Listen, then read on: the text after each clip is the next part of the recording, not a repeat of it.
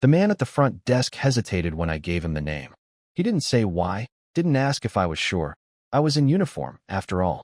I had the clipboard, the box, the fabricated urgency. So he just gave me a look like he wanted to ask something but decided not to, then handed me a keycard. Room 814.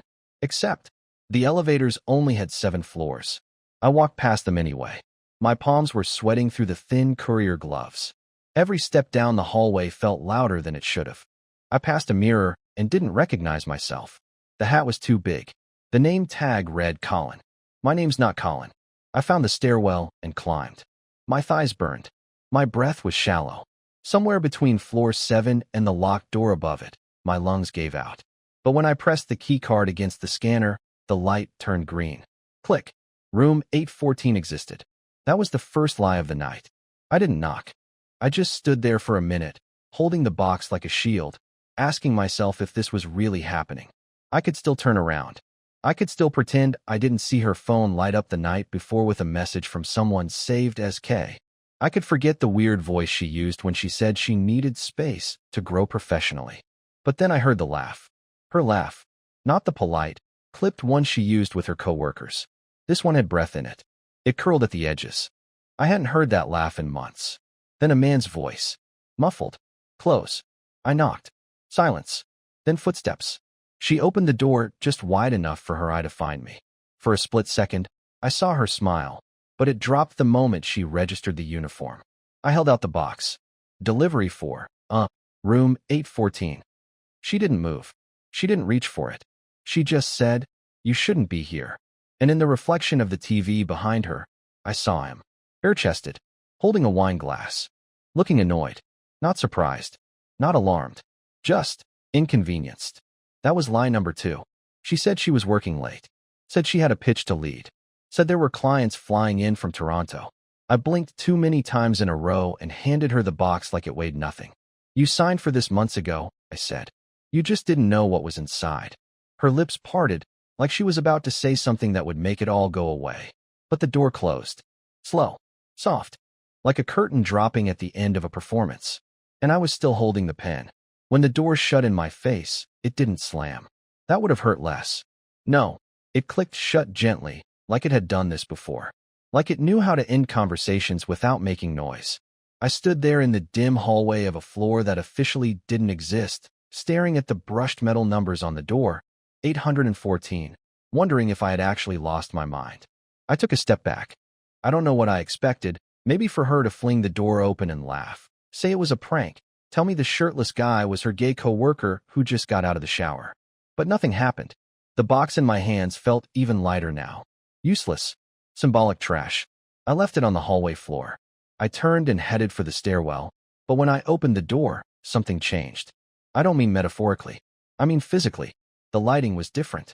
The stairs weren't the same bland gray concrete I had climbed earlier. Now they were tiled. Ornate. Too clean. The kind of stairs that belong in places you can't afford to be. There was music faintly playing below. Jazz. No. Something older. Classical, maybe, but with a strange distortion like it was being played through an underwater speaker. My heart started racing. I should have gone back up. Should have retraced my steps. But something pulled me downward. Curiosity, stupidity, grief. I'm not sure which one took the lead. When I reached the 7th floor and opened the stairwell door, the hotel was different. Not entirely, but off. The wallpaper in the hallway had changed to something floral, retro, and haunting.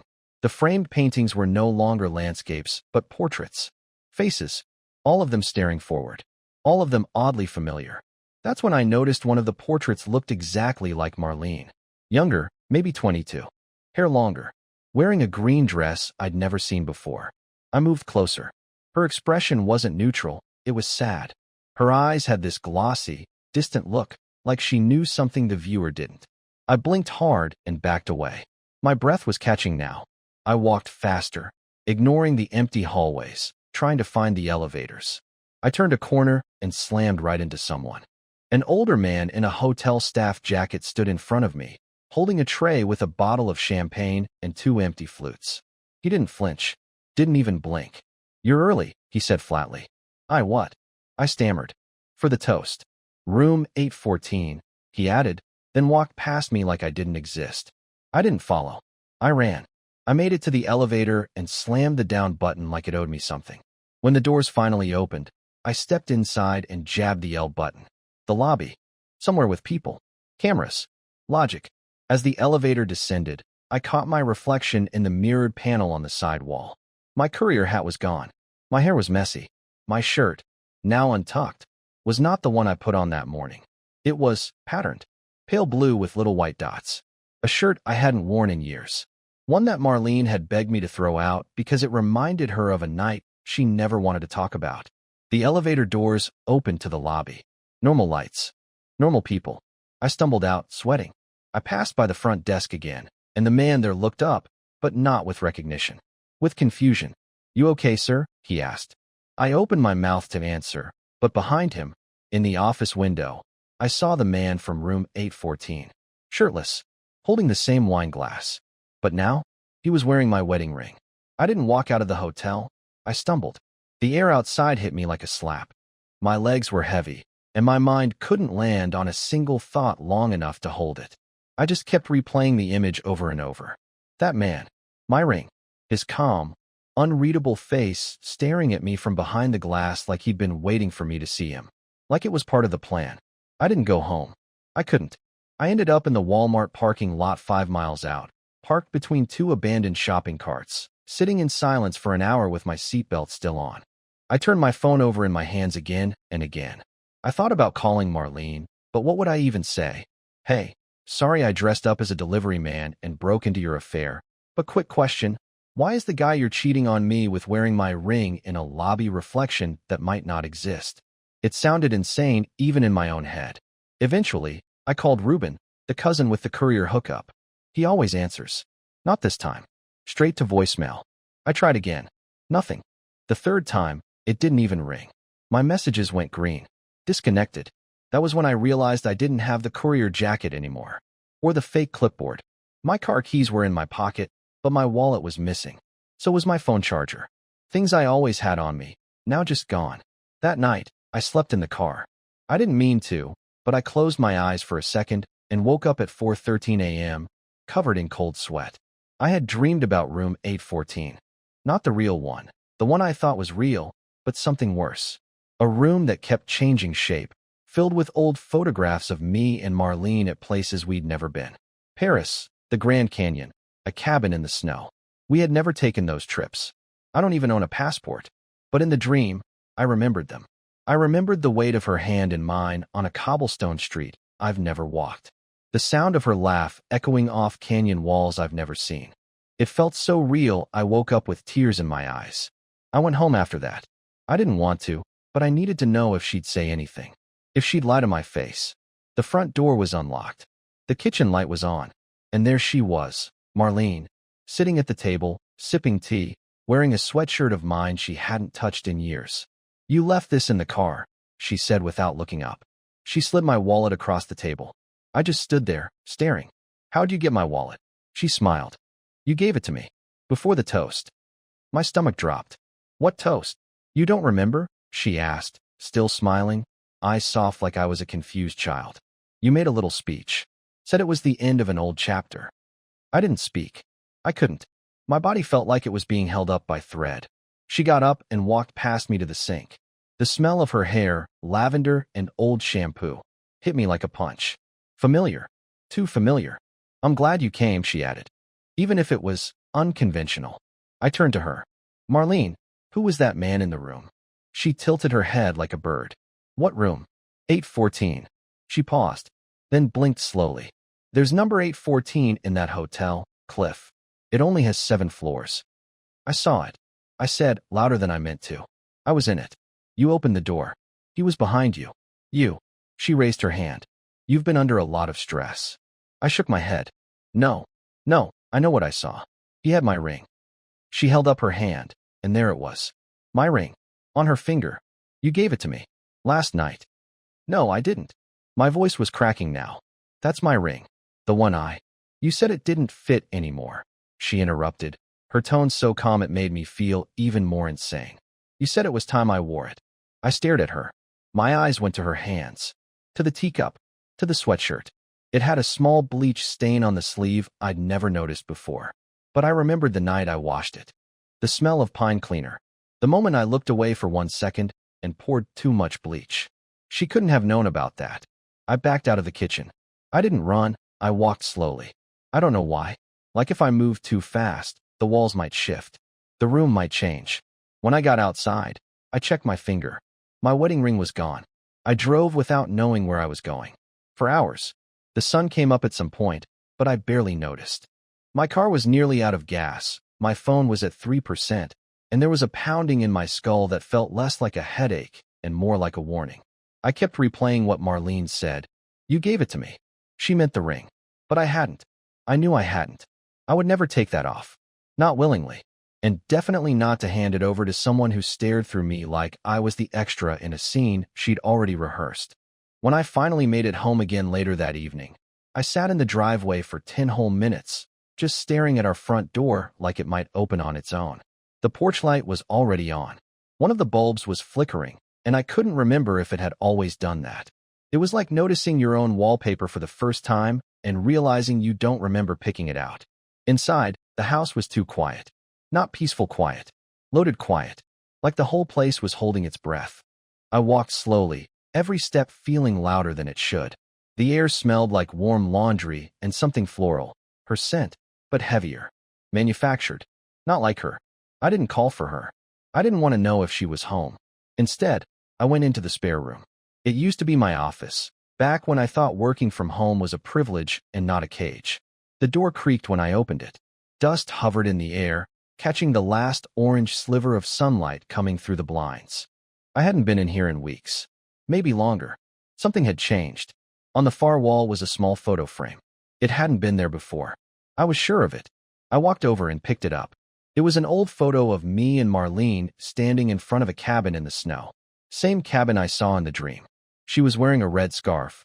I had my arm around her waist, and the date in the corner was printed in cheap ink. January 14th, 2016. We never took that trip. We've never been anywhere with snow together. I've never even owned that coat. But there it was. A full-color memory that didn't belong to me.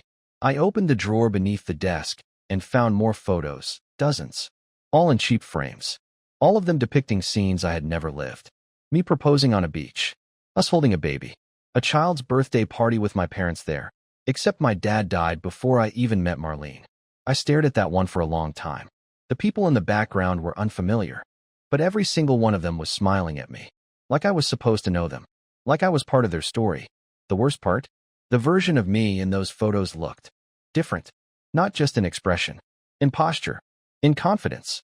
Like a man who never questioned what was real. A man who believed he was exactly where he belonged. I dropped the photo and took a step back, knocking over the trash bin by the desk. It clattered across the floor, and something slid out from underneath it. A small, thin, black notebook. I picked it up. It was blank. Every page. Except the first one. In messy handwriting, like it had been written in a hurry, were 5 words. Don't trust the reflection. Run. I heard the bedroom door creak open upstairs. I froze. I wasn't supposed to be alone. I slid the notebook into my hoodie pocket and quietly backed out of the room. I moved to the foot of the stairs and listened. Nothing. Then a soft shuffle. Like someone stepping across the carpet barefoot. Not rushing. Not hiding. Just moving, confidently. Like they knew I was there. I looked up the stairs and saw the faint glow of the hallway lights spilling out from the bedroom. But something about the shadow on the carpet was wrong. It wasn't just Marlene's. There were 2 sets of feet, standing side by side. And I swear, one of them looked exactly like mine. I didn't move. My body wanted to turn and bolt out the front door, but my legs stayed frozen, eyes glued to the top of the stairs where those 2 shadows stood motionless. One of them, no doubt, was hers. The outline of her hair, her posture, even the slight lean to one side like she always did when she was tired. But the second figure, it didn't add up. I watched the shadows for what felt like minutes, but they didn't shift, didn't speak.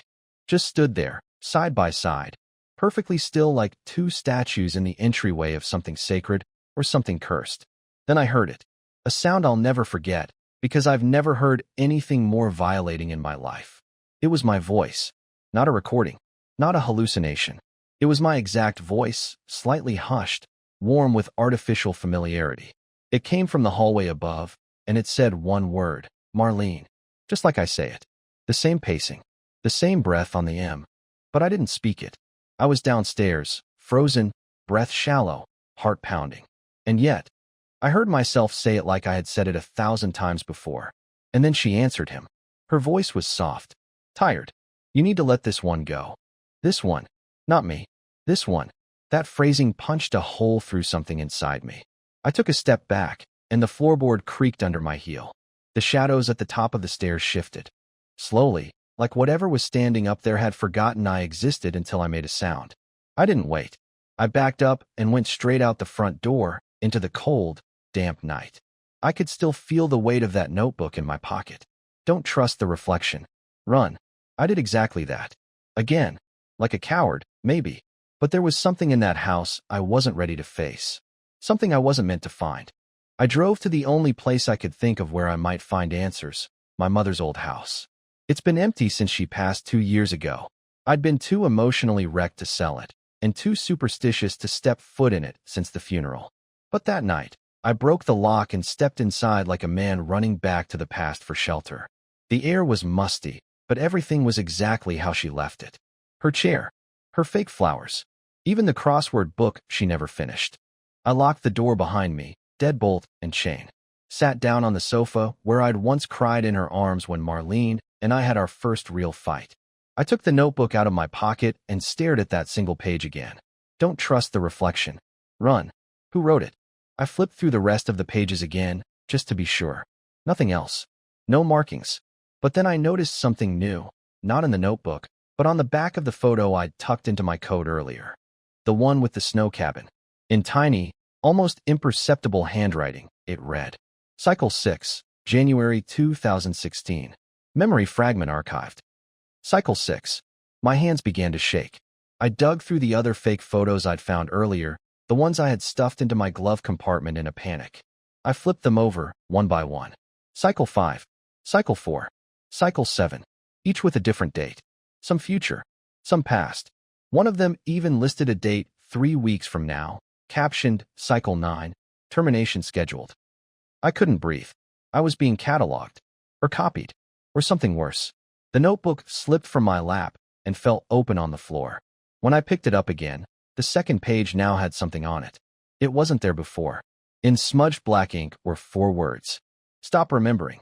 It breaks. My phone buzzed. Screen lit up. One new voicemail. From my number. The phone screen glared up at me in the dark, casting a pale rectangle of light across my lap. The number looked normal. My number, saved as me, in my contacts. But the voicemail length was what twisted my gut. 3 minutes, 14 seconds. That's not a pocket dial. That's not a glitch. That's someone with a purpose. For a moment, I just stared at it, thumb hovering over the play button like it might bite me. I'd never been this afraid of a sound before, but I pressed it anyway. I had to. The message started with silence. Not total silence. There was that subtle hiss of background static, like when you're on the phone with someone who hasn't spoken yet, but hasn't hung up either. Then, at around the 12-second mark, I heard breathing. My breathing.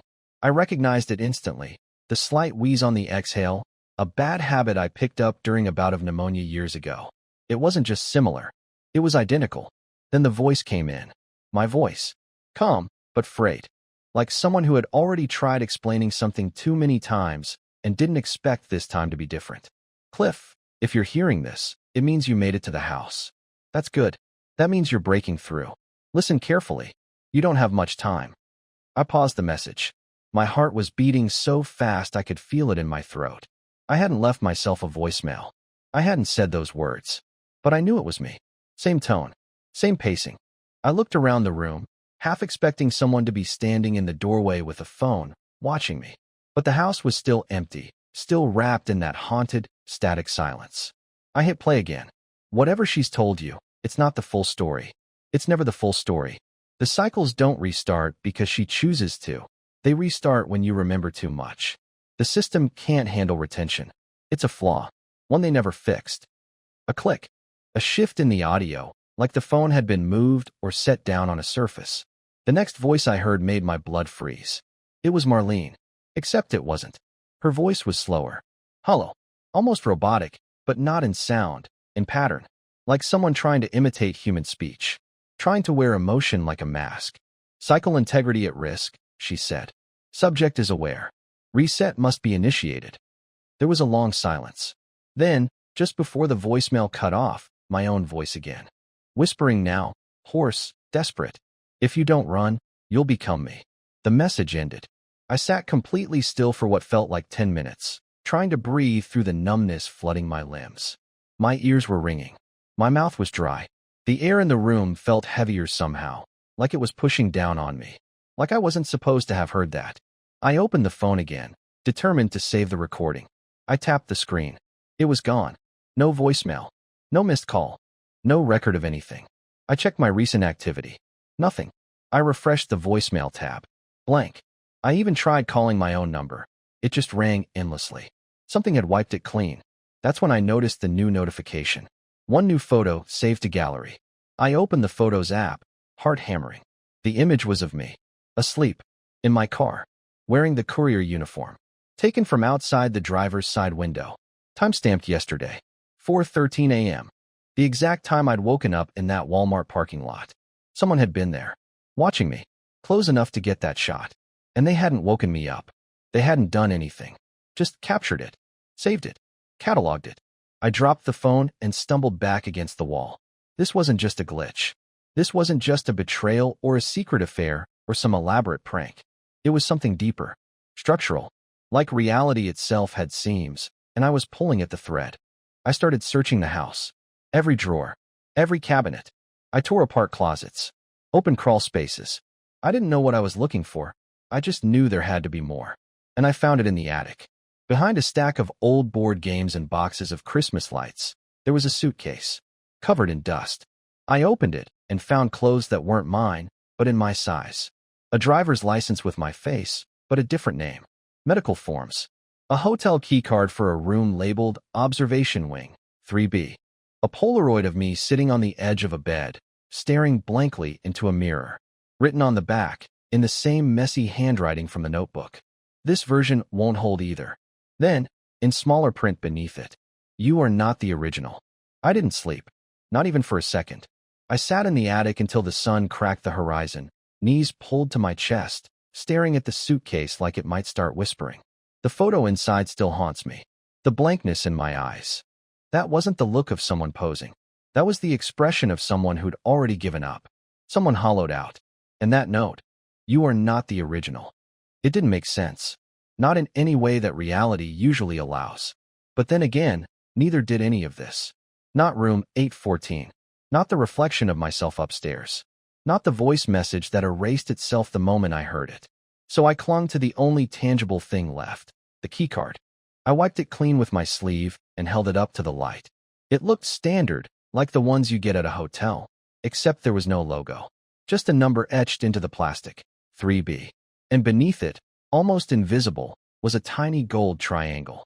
I didn't know what that meant, but it looked official, purposeful, and that was enough. I left before 6 a.m., suitcase in the trunk, hard in my throat.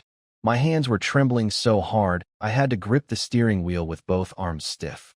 I wasn't even sure where I was driving. I didn't have an address. Just an instinct that if I followed the keycard, whatever its purpose, I'd be led somewhere real. Or at least, more honest than what I was living.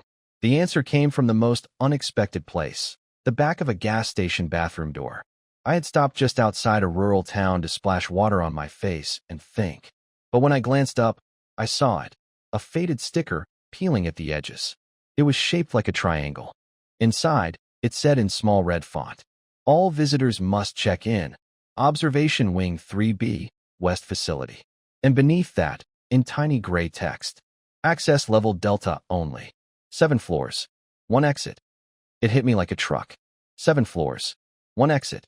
It matched the hotel. The 7 floors that supposedly didn't include room 814. But maybe 814 wasn't a floor. Maybe it was a designation. A holding space. Something off the grid. Something outside the known structure. I drove 20 minutes off the highway before I found it. It didn't look like a hospital, or a lab, or even a hotel. It looked like a storage facility mixed with a prison, all poured concrete and no windows. Just a single security booth at the entrance and a gated parking lot with no more than 5 vehicles. All identical, matte black, no plates. The booth was empty. I approached the entrance on foot. It had no handles, just a small scanner on the right wall, blinking yellow. I hovered the keycard. The light turned green. The door slid open, and I stepped inside. The interior was dead silent. No overhead music. No HVAC hum. The walls were sterile gray, and the floor was smooth and slightly reflective. I walked through the corridor with the kind of caution reserved for waking up in a house you don't remember falling asleep in. Every door I passed was marked with a single symbol or letter. Some had biometric scanners. Others had windows covered in black tint. I turned a corner and found the elevator. Just like the hotel. No floor labeled 8. But there was a small, unmarked panel beneath the numbered buttons. I waved the key card in front of it, half expecting nothing. It lit up blue. A new button appeared. B3. I pressed it. The elevator descended slowly. It wasn't the kind of fast drop you get in office towers. It was deliberate. Like the deeper you went, the more you weren't supposed to be there. I watched the red digital numbers count downward. 1. G. B1. B2. And then, with a soft chime, we hit B3. The doors opened. I expected a hallway. What I saw instead was a replica of my living room. Same couch. Same crooked lamp. Same picture of me and Marlene at a wedding we never attended. And sitting on the couch, calm, hands folded, like he'd been expecting me, was another version of me. He looked older. Not much, but enough. Wrinkles I hadn't earned yet. A slight tremor in his fingers. He looked up at me with pity and exhaustion. The kind you only see in hospice nurses and men who've watched something terrible happen more than once. I was wondering which version you'd be, he said quietly. You made it further than the last one. I didn't speak. Couldn't. He motioned for me to sit across from him in the matching chair. I did. Because what else do you do when confronted with yourself? I know you've got questions, he said. And you deserve answers. But before I say anything, I need to know, do you remember everything now? The dreams. The room. The files. Her. I nodded. I think so. Not everything, but enough. He smiled sadly. That's the problem. You're not supposed to. I leaned forward. Why? What is this? Who am I? He looked at me for a long time, then said the words that cracked my world in half. You're a test, Cliff. A repetition. A variable in a loop designed to break under pressure. You've lived this life 9 times. And each time, when you get too close to remembering, they reset you. I felt the air leave my lungs. Who's they? He didn't answer right away. Just looked past me, toward a security camera in the ceiling, and then said, the ones watching this recording right now. I didn't look at the camera. I couldn't. The words hung in the air like smoke. The ones watching this recording right now. And in that instant, the truth settled deep into my bones. I had never been alone in my life. Not really. My choices weren't mine. My love wasn't private. My grief had been observed, measured, recorded, repeated. I stood up. He, the other me, watched without stopping me. There was something soft in his expression now. Maybe admiration. Maybe relief. Like he knew what I was about to do and approved. Like he wanted me to be the one who made it. Why are you still here? I asked. He looked down at his hands. Because someone has to show the next version the door if they make it this far. I've tried 7 times. Failed every one. But you broke the cycle. You remembered too much, too fast. You cracked the logic. He reached into his jacket and pulled out something small, an old brass key, worn but solid. No markings. Just wait. This opens the real door, he said. There's a hallway down the corridor behind the kitchen. It looks like a dead end. It's not. I took the key and felt its warmth in my hand. Real. Heavy. Human. For the first time in days, maybe years, I felt something tangible. A physical object that hadn't been filtered or scripted or arranged. It was a key. A choice. What happens when I leave? I asked, my voice cracking. You don't forget, he said. That's the price. The pain stays. The memories stay. But so does your freedom. And it'll be yours. Not the version they built for you. I turned to go, but stopped in the doorway. And Marlene. He smiled. A real, tired, sad smile. She was real. The first time. She loved you, Cliff. You have to hold on to that. Even if everything else was taken, That was yours. I nodded, heart pounding, and left him behind. The corridor was dim and narrow, just like he said. Fluorescent lights buzzed above, and the walls grew tighter the further I walked. Then I saw it, the blank wall at the end. A dead end. Except it wasn't. I reached out and touched the plaster. It clicked, shifted. A seam revealed itself, and a panel slid open. Inside, a small, rusted keyhole. My hand was shaking as I inserted the brass key. It turned smoothly. The wall opened into daylight. I stepped outside. The air hit me like a tidal wave, crisp, warm, alive. I was standing in the middle of a quiet mountain meadow, sun streaming through pines, the sound of water running in the distance. No concrete, no cameras, no hum of artificial ventilation. Just the raw, untamed beauty of a world I hadn't touched in what felt like a lifetime. I collapsed to my knees and sobbed. Not because I was scared, not because I was angry, but because for the first time in a long, long time, I knew I was real. It's been 3 months since I left the facility. I found a cabin nearby, abandoned but safe. I've fixed the roof, chopped wood, planted things. My hands are calloused now, and I like that. There's a lake not far from here, and sometimes I sit at the edge and skip stones, wondering how many me are still trapped behind mirrored glass, reliving cycles they don't understand. But I don't dwell, because I made it out. Every morning, I wake up early, brew coffee over fire, and write. I'm trying to document everything, for the next person, if there ever is one. Or maybe for myself, to remember what's real, what matters, what love was, before it became a memory wrapped in loops and simulations. Sometimes, I see her in dreams. The real Marlene. She's always laughing, always barefoot, always walking ahead of me, turning her head with that look that says, catch up. And every time I do,